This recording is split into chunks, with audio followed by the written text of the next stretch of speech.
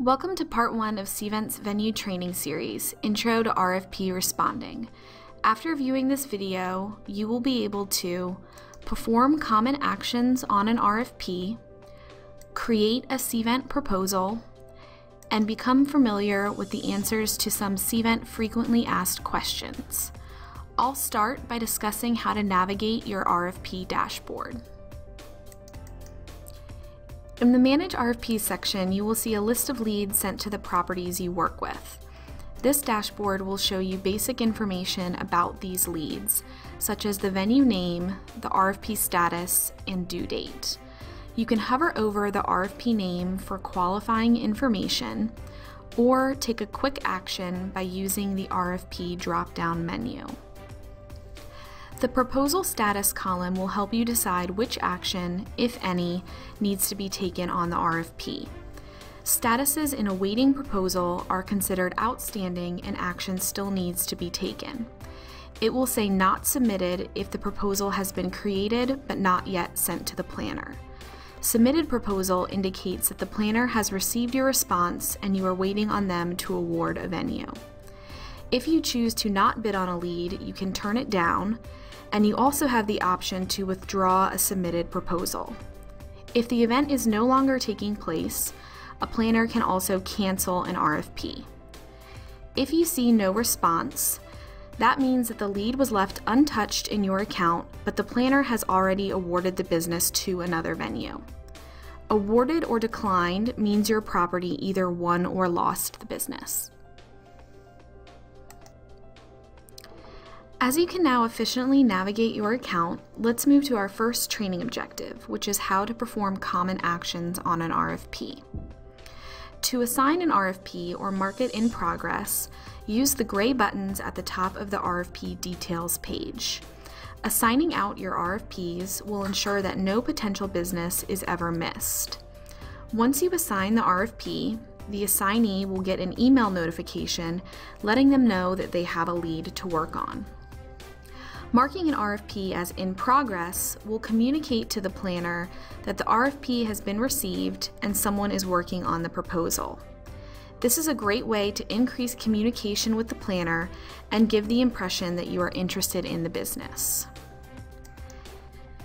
If you'd like a copy of the RFP for your records, choose the print option from the Actions menu. This will open the RFP in PDF format. You can also do the same for your proposal. If you cannot accommodate the business, you can use the Turn Down button at the top of the RFP details page to turn down the RFP and notify the planner. However, be sure to review all sections of the RFP before deciding to turn it down. It's important to keep an eye out for alternate date opportunities. If the planner indicates that their dates are flexible, offering alternate dates can potentially put you ahead in their consideration. If no other hotels are able to accommodate and you offer an alternate date set, you may potentially win the business based on this alone. As you can see from these statistics, RFPs with flexible dates are often turned down by properties, resulting in missed opportunities. Now that we have covered some common RFP actions, let's move to our second training objective to learn how to create a proposal. To create a bid, you will click Create Proposal. This will begin the step-by-step proposal creation wizard, which can range anywhere from 3 to 5 steps depending on the lead. Each step will display relevant RFP information at the top of the screen, as well as a View Full RFP button, allowing you to access the full request at any time. You will begin with Step 1, entering your proposal details and availability. At the bottom of the page, you will have a chance to respond to the lead, starting with the proposal introduction. This is the first field that planners will see on your proposal, and it's meant to give a highlight of your property to the planner in a concise manner. This field is not meant to encompass all of the proposal details that you are offering for the event. It is simply to give a brief description of your property, particularly focused toward the event that is taking place.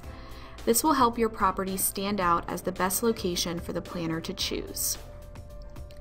To help save time here and on other open text fields in the proposal, you can save the information as default or view previous responses from both yourself and your colleagues.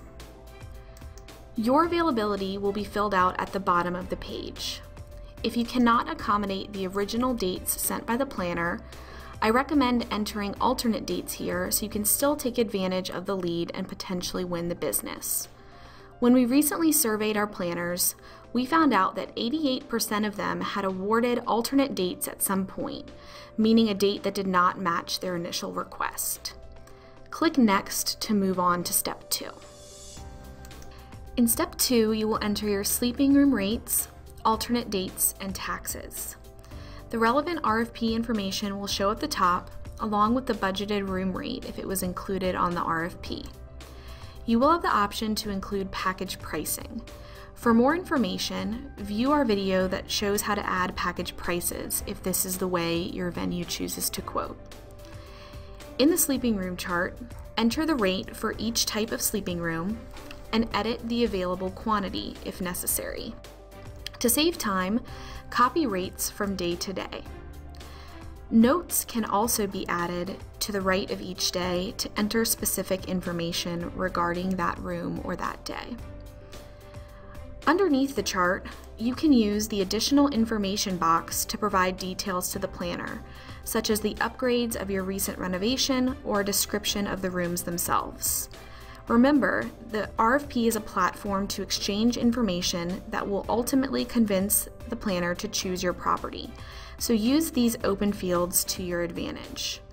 This will also make your proposal look more complete over other properties who choose not to include this optional information. Up to 2 sets of alternate dates can be added to the proposal, along with the corresponding room rates. You'll indicate your availability for each set of dates and provide your rates and comments in a similar format to what we just saw in the sleeping room grid. Then click Next to move to Step 3. In Step 3, you will enter your meeting room availability based on the agenda the planner has provided. You will see the time and session information to the left, and then a room info column to the right, where you will enter in the meeting rooms you'd like to assign. You'll notice here that certain items are in red, bold text with an asterisk, meaning it is a required field. If it were optional, it would be noted to the right. To assign meeting rooms to the agenda items, you have a few options. Use the Add Room button to select a room from your venue's profile and click Save. Once you've added a room, you can choose to copy that room assignment to additional agenda items. To assign rooms in bulk, use the checkboxes to the left of the applicable agenda items and scroll down, where you will see an Add Rooms button. This will allow you to quickly assign one room to the agenda items you've selected. If you do not want to provide meeting space for a required agenda item, select the Add Room button and then choose to not provide meeting room information by using the checkbox. You will be required to enter a note to further indicate why you cannot provide the space, whether it's because you'd like more information on the session or if you'd like to wait until closer to the event. Your final option is to import your entire meeting room grid from another system, such as your CRM tool. To do so, you'll first have to export a file from Cvent to get the agenda and item stubs. Then, match up your room name and sizes and re-import the file to Cvent. Cvent will then let you know if any of the records have been skipped for any reason. To complete Step 3, you will need to respond to any requested costs. Indicate your food and beverage minimum and any applicable tax or service charges. The red bolded costs indicate required costs by the planner, whereas any other costs appearing are your default settings. For each item below, fill in associated costs. If an item is requested that you do not have a price for, simply select the reason from the cost type dropdown. Choosing complimentary, not applicable, or waived will gray out the remaining cost fields. If there is an associated cost, choose the type of cost it is, and then whether tax or service is included. There are also notepads to the right of each row to indicate more info if necessary. You can also include more items if they apply and choose to set an item as a default response. Additionally, you may edit or remove defaults that are appearing as needed for each proposal. Then click Next to move on to Step 4. In Step 4, you will respond to any additional questions the planner has requested. Any questions marked with a red asterisk are a required field. For questions that are not required, it is still recommended that you respond, since it is part of the RFP the planner has sent over and will help them make their decision in choosing a venue. Then click Next. Step 5 allows you to enter any additional information you'd like to help set yourself apart and customize your response. Here, you can include details for any concessions you are providing or note any contractual or billing requirements. If you have any other documents you'd like to include, do so here by selecting from your document library, which you set up in your venue profile. You can also choose a file from your computer or include a link to your website by using the Add URL option. Lastly, enter in your contact information so that the planner can get in touch with you as necessary. This information will pull from the last proposal that you created. Finally, click Next to submit the proposal. You have now completed the proposal and it is time to send it to the planner. At the top, you will see any National Sales Office contacts that have been copied on the RFP by the planner. It is recommended that you leave their names selected so that they will be notified that your property has submitted a response. You can also choose to enter a message to the planner. This optional message will be included in the email notification they receive, letting them know that you have responded. Here's where you can personally address the planner and thank them for their business opportunity. This is a chance for you to further build your relationship with the planner and make yourself available for conversations and questions about your proposal. You can also choose to add additional recipients to this message. This is useful if you want to copy a colleague or boss on this proposal. Finally, you can choose to opt in to allow your local CVB to view your response as well. If the meeting planner copied them on the lead, they will be able to view the proposal submitted by your venue.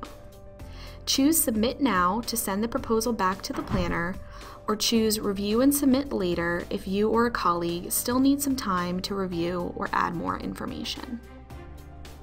Now that we've covered how to create a proposal, let's move to the final training objective, familiarizing you with some CVent frequently asked questions.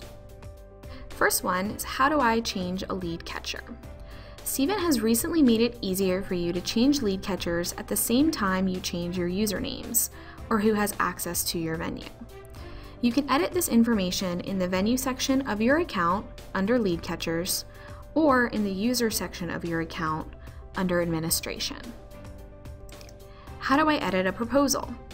It is always a CVent best practice to edit and resend your proposal within the CVent system if the planner comes back to you with different dates or requirements.